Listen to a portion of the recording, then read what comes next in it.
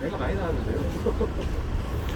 그 교회가 예배를 강행하면은 정부가 너무나도 큰 이제 폐쇄 명령이나 데미지를 주거나 과태료를 주거나 또 나가서 세무조사를 한다거나 이런 것 때문에 대형 교회가 자유롭지 않아 가지고 정부 방침을 따를 수밖에 없는 상황인데 여기에 대해서는 좀 어떻게 생각하시는지. 그게 이제 세상의 세속적인 방식에 무력에 집착을 하는 태도인 거죠. 예? 그게 그러니까 교회 목사들이 목회로 복음을 전달할 목적이 이 중심에 있지 못한 자세라는 말이에요. 이게 이 건물을 지게 지고 천국으로 갈 수 있습니까? 그렇지 않다는 거예요. 그냥 하나님의 조각 안에서 벽돌 쌓아놓은 것일 뿐입니다. 예? 자, 그러니 이게 초가집이 되더라도 예수님의 머리를 지킨다는 정신으로, 예? 싸워야지. 뭐라고요? 예수를 안 해요. 예수님을 믿으니까 예수님을 지키지 않고 나왔지. 예수님을 그러면은 이런 짓거리를 하지. 아니 그러면 예수님의 예배권 통제를 갖다 받아들이는 것이, 문재인 말을 따르는 것이 예수님의 복음을 지키는 거요? 정신 차리죠. 당신 하지 마시고. 정신 차리세요, 정신. 이영훈이가? 저 사람이 뭐 이상한 사람이구나. 빨갱이세요? 정신 차려, 정신. 누구예요? 사사라는 게 무슨 아니 도대체 여기는 피아식별이 안 돼. 예?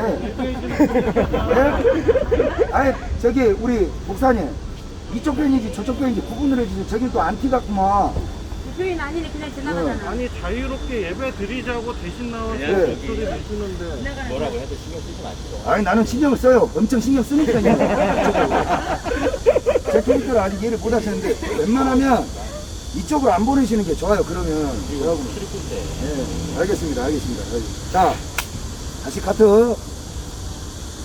제 관점에서는 세상의 왕을 추구하는 목회 방식인 거냐, 아니면 정말 성경적인 믿음의 중심인 거냐, 이 차이라고 봐요. 이 건물을 지게 지고 천국 갈 수 없다는 말이에요. 예? 여기에 있는 모든 거 하나 우리가 가져갈 수 없어요. 예? 상급이 있더라. 결국 천국 문 앞에서 주 예수께서, 하나님께서 결정 지어 주실 것 아닙니까? 그죠? 금부치를 들고 가서 뭐 돼요? 하나님께서 보시고 정죄하지 못하는 자, 천국문을 열어주지 않으면 못 가져간다 이 말입니다. 그 기준이 오직 창조주 안에 있다는 거예요. 하나님께 있다 이 말입니다. 여기에서 이것 지키자고 세무조사 온다고 뭐 성도가 무너집니다. 믿음이 있는 자들은 죽음으로써, 승조의 각오로서 여의도 순복음교회 이영훈 목사님이 나선다면 흩어지는 게 아니라 전국에서 모두 여기를 찾아오죠.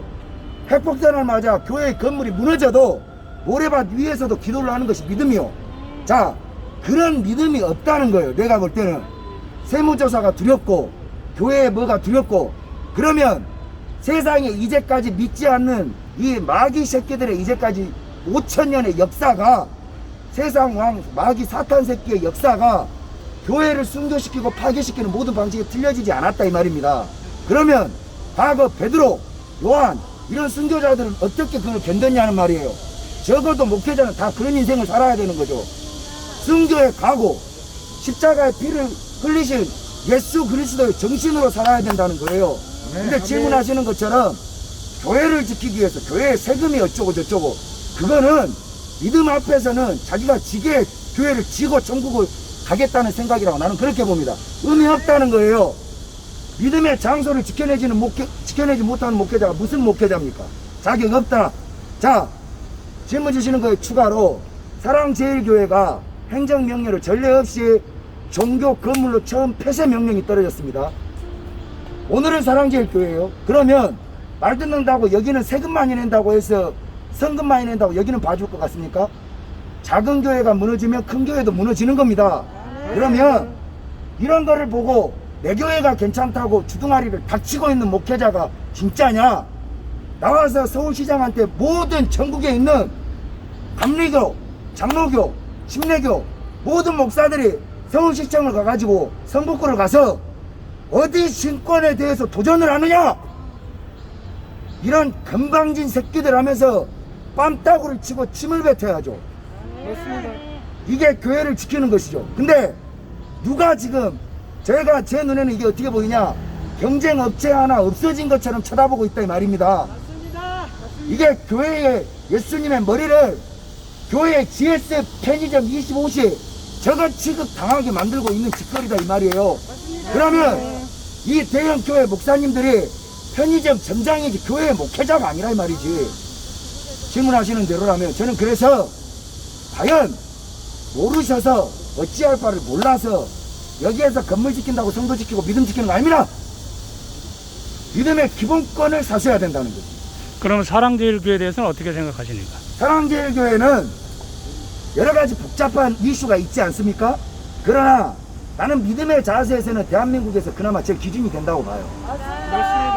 정치적으로는 나는 교회와 정교가 분리되어야 된다는 생각은 있어요. 그러나 이 나라가 교회에 내에 끊임없이 공산주의자들의 도전을 받았고 침투를 받아와서 자금에는 우리가 이걸 구별하지 못해낼 정도의 상황이 와버렸습니다.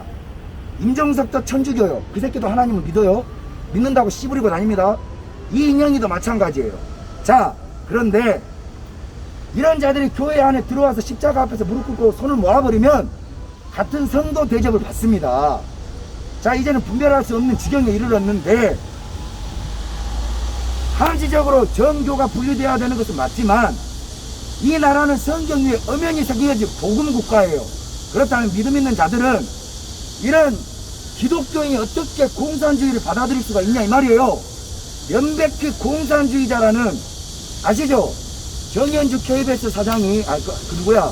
우리 문재인은 공산주의자다 라고 발언해서 소송이 붙었던 명예훼손으로 고영주 그 대법원에서 무죄 판결 났습니다.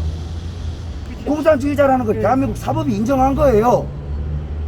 이런 명백한 공산주의자가 지금 대통령을 하고 있으면 우리 그리스도의 즉 공산주의자들에 대해서 교회가 나서지 않을 수가 없는 지금 시기라는 거죠. 시기가 이렇게 만들었으니, 그래서 기독당이 되었건 국민개혁당이 되었건 이런 정치의 방편은 내가 같은 협력을 하는 관계가 아니기 때문에 모르나, 다만 내 믿음의 기준에서 볼 때는 현장 예배 사수하고 세상의 왕에게 굴복하지 않으며 거기도 교회 건물 있잖아요. 이번에 폐쇄명령한 건물을 지키는 게 아니라 복음 믿음 이걸 지키기 위해서 투쟁하는 그 정신은 맞다는 거죠. 그러면 그 믿음의 기준에 대형교회 목사님들이 협력해야 된다는 거예요. 일단 이견은 다르더라도 모두 그걸 이루어 놓고 나서 다른 일을 해야 되는데 아무도 목소리를 내지 않는 것이 이게 맞냐 이 말이죠. 그래서 나와서 이야기를 하는 겁니다. 꼭 중요한 수도 있구나. 이거 왔다 갔다 바뀐 거예요. 그렇습니다. 그리고 교회는 목사 콘서트장이 아니에요. 전국에 있는 교회들의 목사 말빨 콘테스트장이 아니라 이 말이요. 예? 그럼 한교연과 같은 연합단체에서는 예. 그 정부의 방침을 수용하려고 하는데 예. 또 잘못됐다고는 얘기는 하고 있는데, 그런 연합단체는 어떤 일을 좀 해야 되는지. 그러니까 제가 정말 답답한 게 무엇이냐면 순교라는 의미를 모른다니까요. 예수님의 보혈의 뜻을 몰라요. 죽음이에요, 죽음. 우리가 이 믿음을 지켜내지 못하면 죽겠다는 각오를 해야 된단 말이에요. 그런데 이런 유감이다, 한다. 자, 정치인은 5년이면 끝납니다. 믿음이 5년에 바뀌는 게 아니잖아요. 그러면 믿음은 항상 똑같아야 되는데 기본권이라는 게 있다 이 말입니다. 대한민국 기본권 중에 하나가 자유예요. 자유. 모든 자유가 국민에게 합의를 강제할 수가 없다는 거죠. 근데 지금 이 방역이라는 헌법을 초월하는 미친 짓거리를 예방 지침으로 내려오는 헌법도 아니에요. 이걸 가지고 교회를 폐쇄하고 민원을 강제 제한하고 가게 문을 닫고 이걸 국민한테 동의를 구했는가? 자, 그게 단기간적으로 입국을 막아가지고 효과를 볼 수 있었고, 그리고 2주, 4주 대한민국의 인프라를 닫아버리면서 블랙아웃 시키면서 충분히 해볼 수 있었어요. 근데 이런 미친 짓거리 방식을 근 2년 동안 24개월 동안 이어져 오고 있는데도 대한민국 교회뿐만 아니라 자영업자들이 침묵하고 끌려간다는 것 자체가 나는 이해가 안 되고 한교총도 마찬가지입니다. 처음에 1, 2개월 정도 세상에서 이해할 수 있는 기간이라면 우리가 왜 나왔겠습니까? 자, 그거 99명 동의 사인해 주신 소광성 목사님 2년이 돼가요. 2년. 교회 99인이 2년이 돼갑니다. 2달 안에 이게 안 된다면 대통령에게 교회는 더 이상 이 예배권을 포기할 수 없다. 교회 예배권에 대해서 더 이상 이야기하지 말아라. 대형교회 목사님들이 나와가지고 이야기를 해야지 맞지 않습니까? 무기한이잖아요. 그러면 문재인 다음에 문재인 편이 대통령이 되면 이걸로 2년이 갈지 5년이 갈지 모르는 이런 미친 짓거리를 계속 이어가겠다는 겁니까? 전혀 명분상 맞지 않습니다. 그래서 이거를 타협을 보는 게 아니라 우리는 많이 해주었고 배려했으니 이제 이 사슬을 끊어야 한다. 강력하게. 그거를 해야 된다는 거죠. 근데 실제로 우리나라만 그런 게 아니라 외국에서도 교회를 사실상 지금 폐쇄하고 있거든요. 여기에 대해서는 좀 어떻게? 미국에서는 예. 연방에서 미국도 똑같은 행정명령을 내렸어요. 위헌으로 판결났습니다. 미국에서는 이게 목회자들 중심과 성도 교회들이 적극적인 행정소송을 통해 가지고 위헌 판결을 받아냈어요. 그러면 그리고 미국 이 교회와 미국의 이 종교인들의 분위기, 하물며 아프리카의 분위기가 어떠냐? 세상에서 똑같이 다 문재인같이 처신을 해요.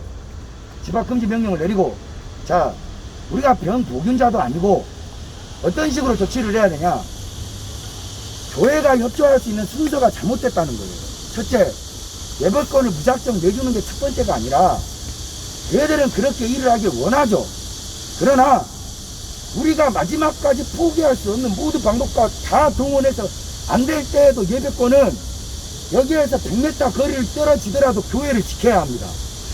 근데 우리가 충분히 방역 조치도 교회에서 선제적으로 하고 있고 거리두기도 하고 있고 필요하다면 종합운동장을 빌려서라도 교회의 예배를 볼 수 있는 거죠.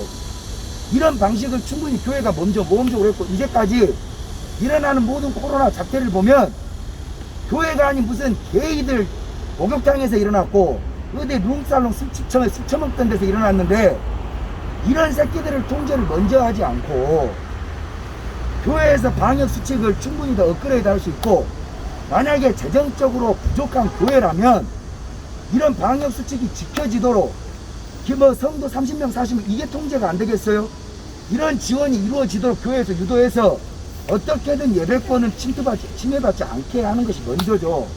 근데 그런 거에 대해서 외국에서는 오히려 이걸 정부가 그런 식으로 한다고 해서 성도들이 극렬히 저항해서 예배권을 사수하는 분위기입니다.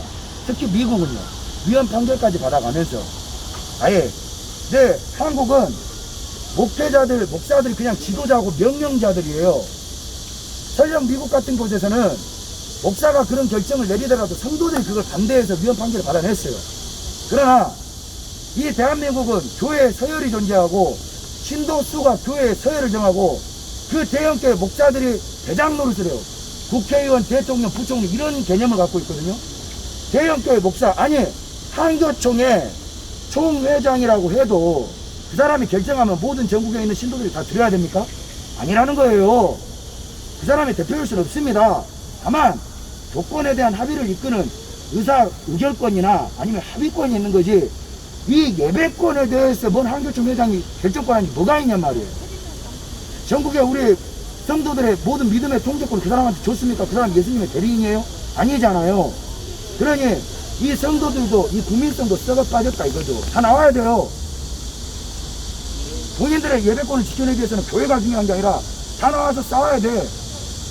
어디 사랑교회 저는 이렇게밖에 안 보여요. 지금의 대형교회 목사님들이 비겁한 게 뭐냐면 만약에 사랑제일교회 정강원 목사님이 저걸 안 했다면 이걸 대형교회 목사님 누군가가 했을 겁니다. 그러면 그것 가지고는 자기들하고 친한 대형교회 목사님들이 성도들 이끌고 나가서 이뤄내서 정치적인 목적이나 성도들 따먹기 이거 했겠죠. 내가 보기에는 오히려 반대로 저 사랑제일교회 중소규모의 한교총과 대립각을 세우고 있는 한교총의 전 회장 정강원 목사라는 사람이 문재인하고 사이가 안 좋고 저분께서 저기 아스팔트에 주도권을 갖고 있고 저항권의 주도권을 갖고 있으니 오히려 이런 거를 도와줌으로써 우리가 뭐 피해를 보진 않을까, 아니면 우리보다 저쪽이 더 주목을 받지 않을까, 나는 이런 간악한 인간의 교만과 질투심에서 나오는 태도라고 보이거든요. 이게 정광훈 목사님이 저거를 하면 편을 들고 이영훈 목사님이 이거를 하면 편을 들고 지금 이런 문제입니까? 저는 이게 인간의 교만이라고 봐요. 그런 썩어 빠진 정신이라면 당장 교회 목회 자리에서 내려와야지. 맞습니다. 저는 그랬어요. 민터 제가 다들 전부 감기 결강됐어요.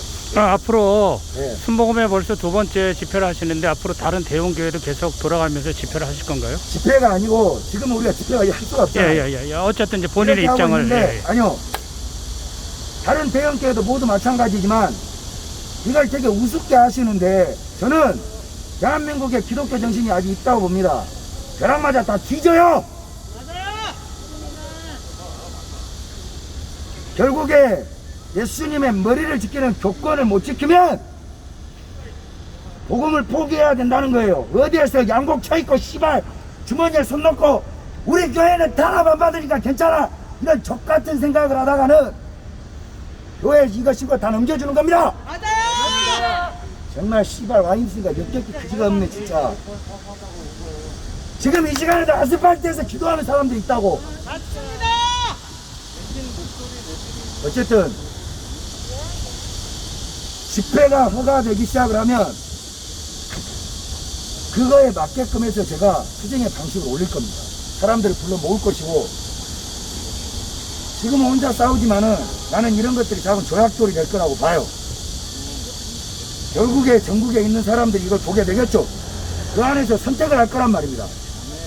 결국 교회와 예수님은 자기 마음 안에 있으니 자기 스스로에게 자기 각자의 십자가에게 묻고 결정을 해서 때가 되면 나오죠. 이런 교회가 성도를 10만을 입고 있어봐야 5,100만 중에 10만일 뿐입니다.